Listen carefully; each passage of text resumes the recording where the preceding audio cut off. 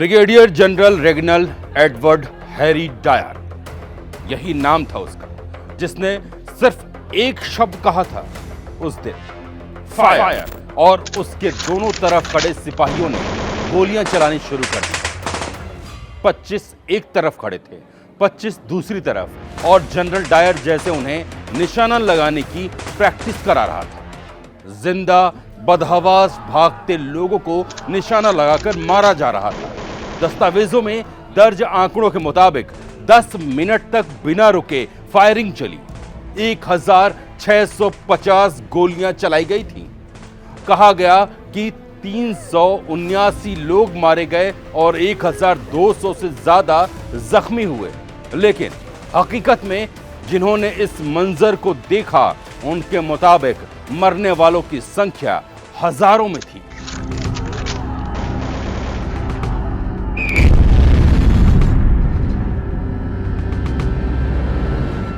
आज तानाशाह में बात उसी जनरल डायर की, और बात बैसाखी के दिन हुई उस नरसंहार की।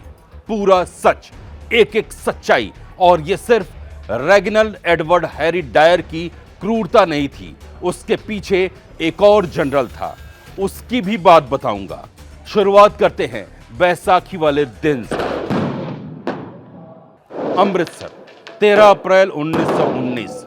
शहर में मेले जैसा माहौल था। लोग सुबह से ही सज धज कर निकले थे। श्री हरमिंदर साहिब में मत्था टेकने के लिए करीब 10,000 लोग पहुंचे थे। उनमें से अधिकतर जलियांवाला बाग में जमा हुए थे। कुछ तो बैसाखी का त्योहार मनाने आए थे, और कुछ इसलिए ताकि उन नए नए कानूनों पर बात कर सके जो अंग्रेज सरकार ने थोप दिए थे। एक काला कानून, रॉलेट एक्ट। अब न कोई अपील, न कोई वकील, न कोई दलील, सीधा गिरफ्तारी और जेल। जेल में भी सिर्फ और सिर्फ अत्याचार। लोगों में गुस्सा था, दबी हुई नाराजगी थी, जो अब खुलकर सामने आ रही थी। वे शांति से अपनी बात रखना चाहते थे। जलियांवाला बाग एक ऐसा बाग था जिसमें पेड़ नहीं थे कहीं। बड़ी सी खाली जमीन जिसके चारों तरफ पास में बने घरों की दीवारों की वजह से अपने आप एक ऊंची दीवार थी। उत्तर की तरफ बाग में प्रवेश करने का एक रास्ता था, लेकिन इतनी भी चौड़ाई नहीं थी कि एक कार अंदर घुस सके। बाकी 4 या 5 बहुत ही पतली गलियां थीं। पूरब की ओर एक कुआं था जिस पर चबूतरा बना होता था। मतलब जलियांवाला बाग के अंदर कुछ भी ऐसा नहीं था जिसकी आड़ ली जा सके, जहां छिपा जा सके। अमृतसर के साथ साथ रावलपिंडी और पेशावर जैसी दूर की जगहों से जाट, सिख और गांव वाले वहां पहुंचे हुए थे। उनको क्या पता था कि आज यहां मौत का तांडव होने वाला था। वो अपनी ही धुन में थे। कुछ आपस में बातें कर रहे थे, कुछ बच्चों के साथ खेल रहे थे, कुछ लोग पत्ते खेल रहे थे, बच्चे घास में खेल रहे थे, कुछ उन नेताओं के भाषण सुनने का इंतजार कर रहे थे जो आज यहां आने वाले थे। यानी बेफिक्री का माहौल था। एक रिजोल्यूशन वहां रखा गया कि रॉलेट एक्ट को तुरंत वापस दिया जाए। 3 दिन पहले यानी 10 अप्रैल को लोगों पर गोलियां चली थी, फायरिंग की गई थी, उसकी निंदा की जाए। जिनकी उस फायरिंग में मौत हुई उनके प्रति संवेदना प्रकट की जाए। और जब यह रिजोल्यूशन रखा जा रहा था, तब जलियांवाला बाग के ऊपर से एक विमान उड़ रहा था। शायद वो माहौल का टो ले रहा था। तभी दोपहर करीब 12:30 बजे शहर के फौजी commander brigadier general Reginald Edward Harry Dyer अपने 50 राइफलधारी सिपाहियों और 40 दूसरे ब्रिटिश इंडियन आर्मी के जवानों के साथ वहां पहुंचा।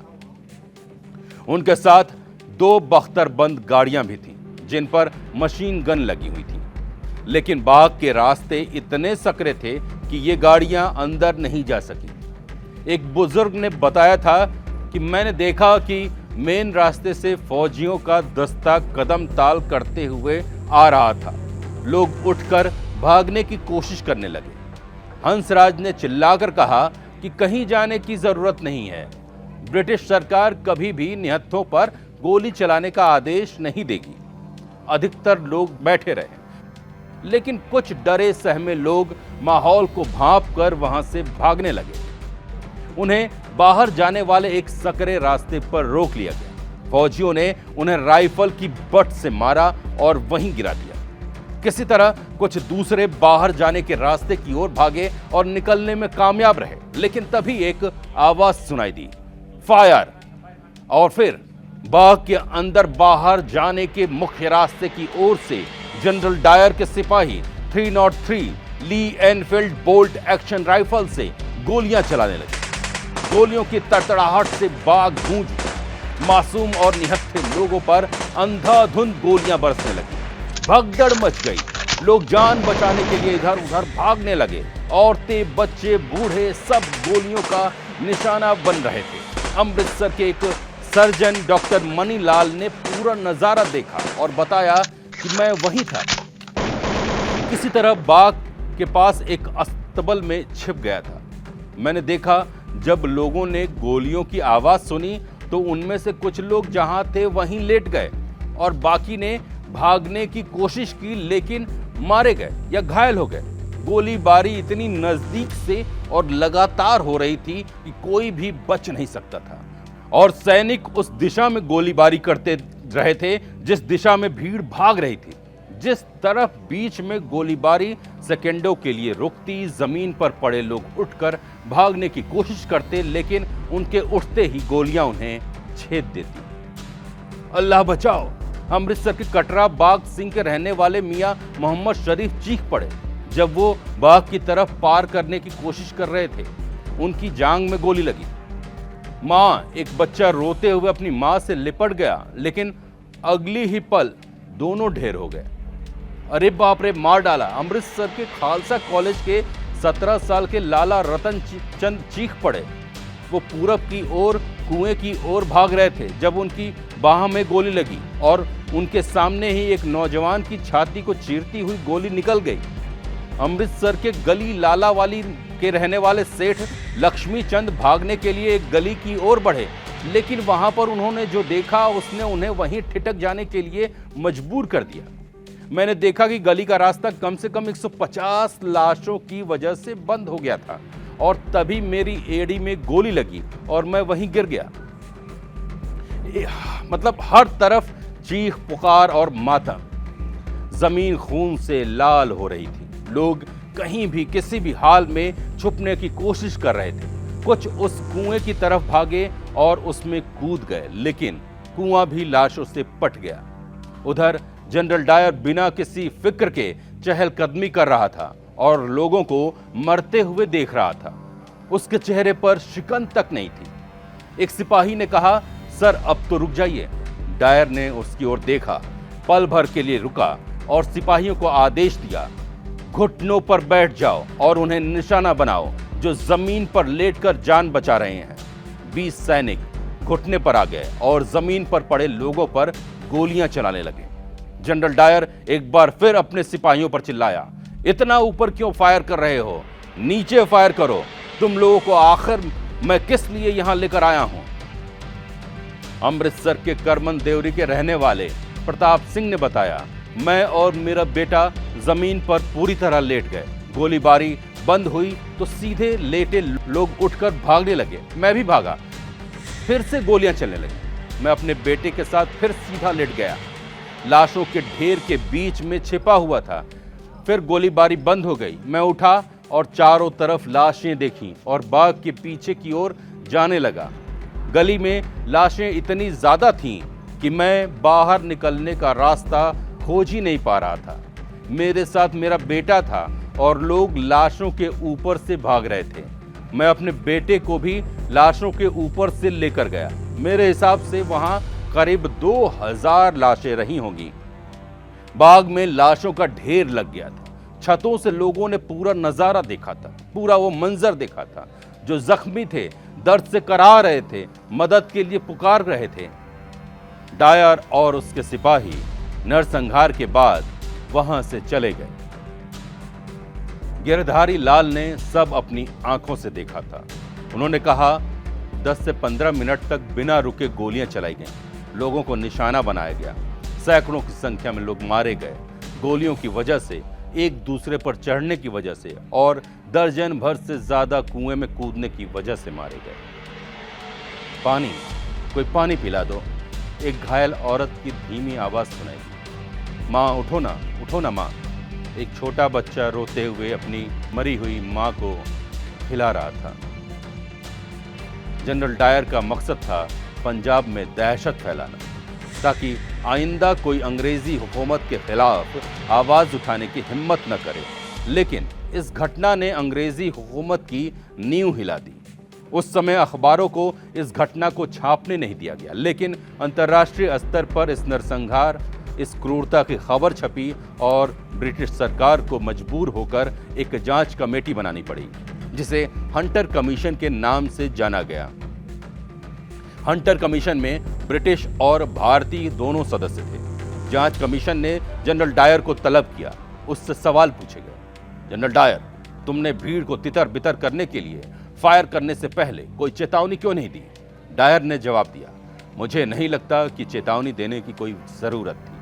वे लोग पहले से ही सरकार के खिलाफ थे, वे कानून का उल्लंघन कर रहे थे। जब लोग भाग रहे थे तब भी तुमने फायर जारी रखने का हुक्म दिया। डायर ने कहा, मेरा मानना था कि सिर्फ फायर करना काफी नहीं था, मुझे उन पर एक ऐसा मॉरल इफेक्ट डालना था जो न सिर्फ वहां मौजूद लोगों पर बल्कि पूरे पंजाब को महसूस हो। क्या तुमको नहीं लगता कि तुमने जरूरत से ज्यादा ताकत का इस्तेमाल किया? 1650 राउंड गोलियां चलाना? डायर ने बेरुखी से कहा, अगर मेरे पास और ज्यादा सिपाही होते तो शायद और ज्यादा गोलियां चलती। मेरे लिए जरूरी था कि मैं उस विद्रोह को वहीं कुचल दूं। डायर ने यह भी कहा कि जब वो अपनी गाड़ी में बाग की तरफ जा रहा था तभी उसने फैसला कर लिया था कि वो भीड़ पर बिना चेतावनी के फायर करेगा। कमीशन की रिपोर्ट में यह सब लिखा गया है। डायर के एक्शन की निंदा की, लेकिन ब्रिटिश सरकार ने उस पर कोई कड़ी कार्रवाई नहीं की। उसे सिर्फ उसकी नौकरी से हटा दिया गया। ब्रिटेन में कुछ लोगों ने उसे पंजाब का रक्षक तक कहा। विंस्टन चर्चिल जैसे कुछ ब्रिटिश नेताओं ने जरूर इस घटना को एक असाधारण घटना, एक राक्षसी घटना कहा और इसकी कड़ी निंदा की। लेकिन कुल मिलाकर ब्रिटिश सरकार का रवैया लीपापोती करने वाला रहा। जलियांवाला बाग के नरसंहार के बाद जनरल डायर का जीवन कभी पहले जैसा नहीं रहा। भले ही कुछ अंग्रेजों ने उसे हीरो माना, लेकिन ज्यादातर लोगों की नजरों में वो अमृतसर का कसाई था, the butcher of Amritsar. Dyer ने इंग्लैंड में एक गुमनाम जिंदगी जी। उसे कई दौरे पड़े, जिससे उसकी सेहत बिगड़ती चली गई। 1927 में उसकी मौत हो गई। अपनी मौत तक उसने अपने किए पर पछतावा जाहिर नहीं किया। वैसे बात यहीं खत्म नहीं हुई। उस नरसंहार वाले दिन एक 20 साल का नौजवान भी बाग में मौजूद था, सरदार उधम सिंह।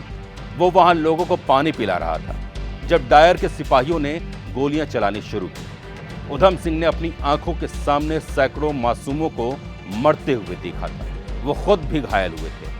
उस दिन उधम सिंह ने उस जालिम हुकूमत से बदला लेने की कसम खाई।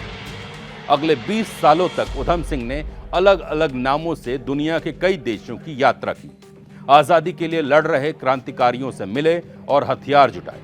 उनका एक ही मकसद था, जलियांवाला बाग के गुनहगारों को सजा देना। उनका असली निशाना माइकल ओडायर था। वो उस वक्त पंजाब का लेफ्टिनेंट गवर्नर था, जिसने डायर के हुक्म को सही ठहराया था। माइकल ओडायर एक ऐसा शख्स था जिसे हर हिंदुस्तानी में एक बागी नजर आता था। हर विरोध में एक साजिश दिखती थी। उसके लिए हिंदुस्तानियों की जान की कोई कीमत नहीं थी। उसे तो बस बरतानिया हुकूमत सलामत रखनी थी, चाहे इसके लिए खून की नदियां ही क्यों न बहानी पड़े। वो हमेशा इस बात पर जोर देता था कि ब्रिटिश राज की ताकत हर हाल में बनी रहनी चाहिए। इसके लिए इंडियंस सिर्फ हुक्म मानने वाले थे, और अगर कोई सिर उठाने की कोशिश करे तो उसे कुचल देना ही सही था।